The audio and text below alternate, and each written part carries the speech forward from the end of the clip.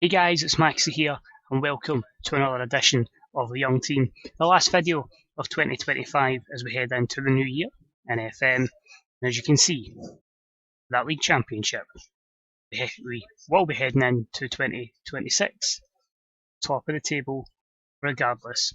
This is the best opportunity we've had. We've got to make it count. Rangers are all over the place. Celtic are all over the place. Mourinho has left Celtic. He's away to Leicester. Deja vu from the Brendan Rodgers situation. He's taken a few of his coaching staff with him. Have they got a replacement in at the moment? Let's have a wee look. I don't think they have. No, John Kennedy is in caretaker charge. So they're all over the place. Great opportunity. Rangers at the moment. Gary Mack is holding on, but fourth place is not great. It says a lot when your biggest threat at this moment in time has been Hibernian. How do we get in this place? Let's find out. Let's jump to the schedule. So, you last joined us for a fantastic win in the Betfred Cup final, a 2-0 win over Celtic. They got their revenge with a 2-0 victory at Parkhead. Just was too much for us, and 2 goals from Ali Johnson, the new gen. One just before half time, bit annoyed at that, and then a second goal midway through the second half gave them the win. But we kicked on, and we won. We travelled to Paisley, 2 goals within 15 minutes for David Turnbull. Was in a great position. Kasper Dolberg made it 3-0, before Gary Hamilton pulled one back just before, the start of the second half. And Kasper Dolberg sealed the win with 10 minutes to go, making it 4-1. Our Europa League group was concluded with a victory, a rotated side, defeating Steaua Bucharest. George Gasper with the opening goal for the visitors, before goals from Aidan Fitzpatrick. We do actually have him at the club, and Colin Curry giving us a good 2-1 victory. So 3rd place in the group, but both were happy with that, as was I. On to the massive stuff. Dundee United away, 0-0. Really tight game in the first half, couldn't break them down. Then Henry Ogumbe gets sent off, and then Glenn Middleton takes over, 2 goals in 5 minutes. And a fantastic victory at Tannadice. Raith Rovers at home. Let me introduce you all to the David Turnbull show. David Turnbull turns up and scores a 30-yard rasper to put us 1-0 up after 9 minutes. Penalty after 17 put us 2-0 up. And then it was 2 goals in the second half from Kasper Dolberg, finding his goal-scoring boots once again. A small blip on the road was what happened against Hibernian. They're really showing their intent to being championship contenders, and we're all need to keep an eye out for them. Goals from Jason Barnes made it 1-0 basically. Kel McGuinness secured it in stoppage time. We pushed, went all attack, everybody forward. Unfortunately, an off day for the likes of Kasper Dolberg, and when he doesn't play, when Turnbull doesn't perform, we tend to suffer. Just one of those things. But we dusted ourselves down, we picked ourselves back up, travelled to Inverness on Christmas Eve, which is mad because the time our fans would go home, it'd be Christmas Day, and you imagine the weather and the traffic, and it'd be chaos, absolutely chaos. So, Scottish Premiership, SPFL, whatever it is, never ever schedule a fixture like this on a date like this. Just stick to your ridiculousness of booking Motherwell away to Aberdeen or Ross County. It's one of the teams up there on Boxing Day this year. Fantastic. It's just stupid. Absolutely stupid booking teams at opposite ends of the country to play each other. But anyway, 1-3 now. David Turnbull with a penalty again. Kasper Dolberg on 71 minutes, and on loan Celtic midfielder Mark Farquhar making it 3-0. Then the big one, the trip to Ibrox. With the amount of games we'd played, fatigue was always going to be an issue. But we went there, we played well. They looked very toothless up front. Obviously, Morelos no longer there. The likes of Paddy Bamford they sold in the summer, who had always been a thorn on our side. They just didn't really turn up and threaten us. We were quiet, but we were very resolute at the back. And just a drive from Greg Taylor just before half-time, it was enough to give us 3 points and put us in this commanding position. So St Johnstone today at home, hopefully to put ourselves in an even better position. Then we'll have pre-season friendlies against Slavia Prague and AGF from, I believe, Denmark. Danish Superliga, got that right. And then it's straight back in, Scottish Cup against Aberdeen, and then the massive fixtures. A very, very kind, you could say, February. That match against Celtic, though, is going to be absolutely massive. I could sacrifice the cup and just strictly focus on the league. But could you imagine if I finished FM off for good, winning a treble with Motherwell? How amazing would that be? So I've got to keep an eye on the Scottish Cup and go all out for that, as well as the Ladbrokes Premiership. So yeah, no business has been done in terms of pre-contracts. I might just keep the squad as it is, probably selling people that aren't getting games. A 4-point gap on Hibs with a game in hand, and an 8-point gap on Celtic. Let's crack on. The team, as always, is picked before we get into the match. A few players are a bit fatigued. David Turnbull, he misses out through illness, I believe. Yeah, he's got the flu, so I don't want to risk him. Just give him. Well, I can't risk him anyway, but I don't want to play through it. He's out. Molt's out. He's basically not going to play again. He's done. Anthony Ralston disappointingly misses out. And yeah, just a few people that are kind of needing rested, the likes of Lewis Watson, and yeah, players that just haven't made it into the first team. But you can see how good our depth is. The players that are missing out: Daniel James, Dylan Levitt, Ryan Christie, Lewis Ferguson, Aidan Fitzpatrick, to name a few. So Ross McCrory will fill in at right back. I'd rather go with that because I think he can just offer us a good option there. I know you've got obviously Luke Ayling, but I just feel he's a bit more quality. And the last thing I'll add in before we go to the match, seeing you're doing well, you're challenging up the top of the league, your reputation's boosted, look at the value of players. Could you imagine that a couple of years ago? Glenn Middleton, 14 million, David Turnbull, 13 million. We could be asking for 20 million for these players, and I couldn't blink an eyelid. It's amazing. Aye.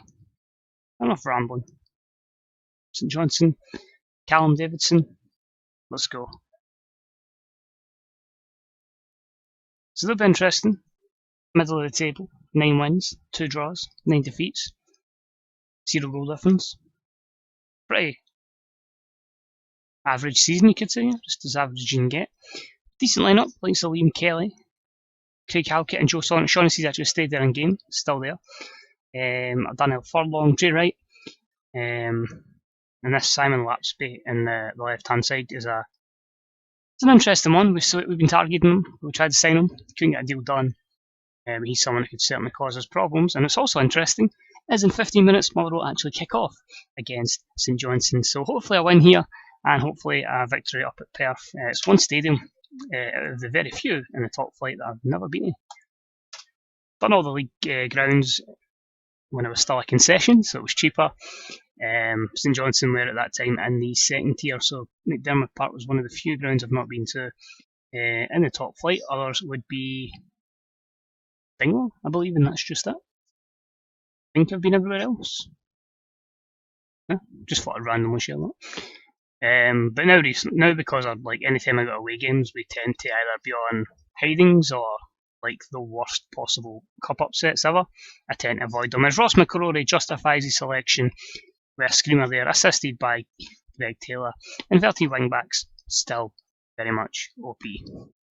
Yeah, give you an idea of my last 2 away games, excluding cup semi-finals and finals, because you kind of need to go to them. Obviously I do all the home games, but a 3-1 defeat away at St Mirren when Mark O'Brien scored a comedic own goal, I believe, and Stevie Mallon scored a 35-yarder into George Long as Teal pulls one back, or Teehee.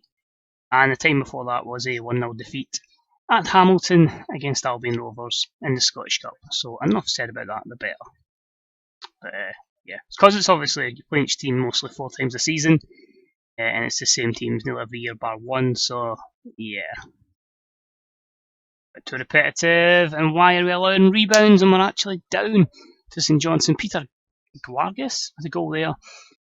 Very poor. We are struggling a bit with fatigue as well. Going to try and encourage the boys, but what the big worry was always going to be was fatigue and Turnbull missing and Nickel coming in.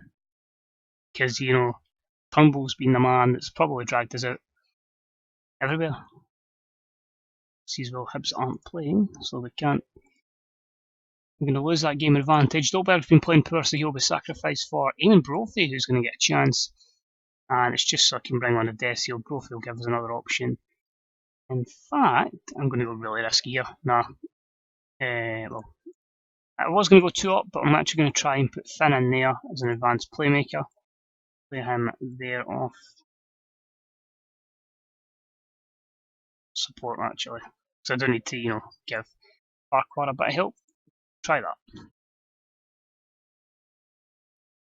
just change the roles up a wee bit.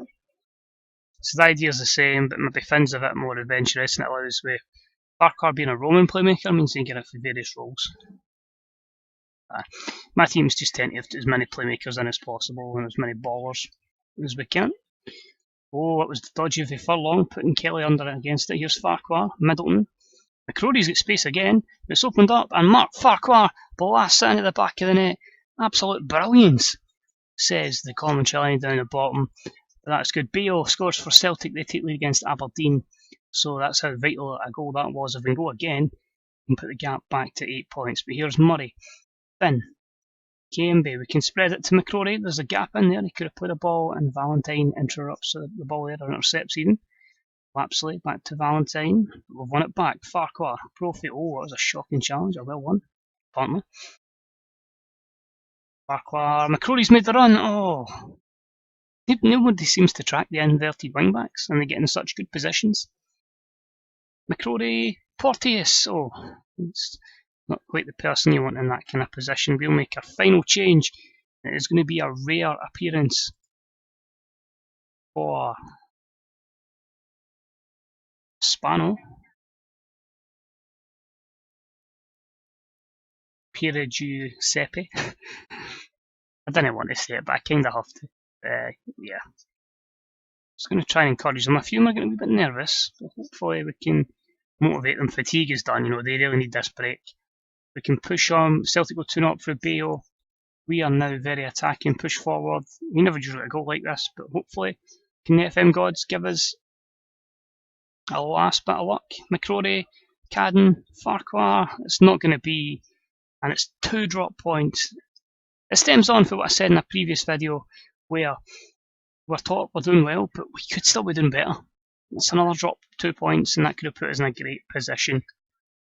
So, gonna have to be aggressive and say, not good enough. Don't want to say you don't deserve a rest, because McCrory, Taylor, Farquhar were good, but yeah, too many people unfortunately not showing up, and that is a bit annoying. But at least it rounds everyone up to 21 games, meaning with 17 games to go, a 5-point lead over Hibernian, and then a 6-point gap to Celtic. 10 goal advantage as well, so that's going to put it in our end as well, so that's beneficial. Rangers 10 points down the road, they did pick up a win with Alan Campbell scoring against Raith Rovers. And yeah, you could pretty much say it's quite tight after that before Raith kind of left on their own in the playoff positions, and then Inverness look like they're going down. So that is it for this particular episode. Let us know if you think this could be the year. What do you make of the whole situation with player values? Do you feel they are too overinflated in Football Manager, especially in the Scottish Premiership? Because I think even if I went to like the Rangers or Celtic, Rangers, they'd probably end up with like £20-30 million players. No, apparently they're quite close to our values, which is, again, maybe reflective of their quality, but still a bit crazy, considering the wages these guys are on as well, so their contracts are off a hell of a lot more than our guys. I think I'm sure Celtic will have somebody that's on like mega money. I mean, there you go, that's the financial gulf you're playing with. Celtic get 83 grand, 72 grand, a couple of people in the 60s. Somehow Scott McKenna's on nearly 56 grand a week. Wow. So yeah, that's where we stand. Let us know if you think we can do it. Let me know, as I say, your thoughts on that situation with inflation of values. Let me know your thoughts and hopes for FM20, where you're looking to go as the new game is due. And yeah, I'll see you for that massive game there. Now home to Celtic. Cheers, take it easy, see you soon, enjoy the rest of your day. Bye bye.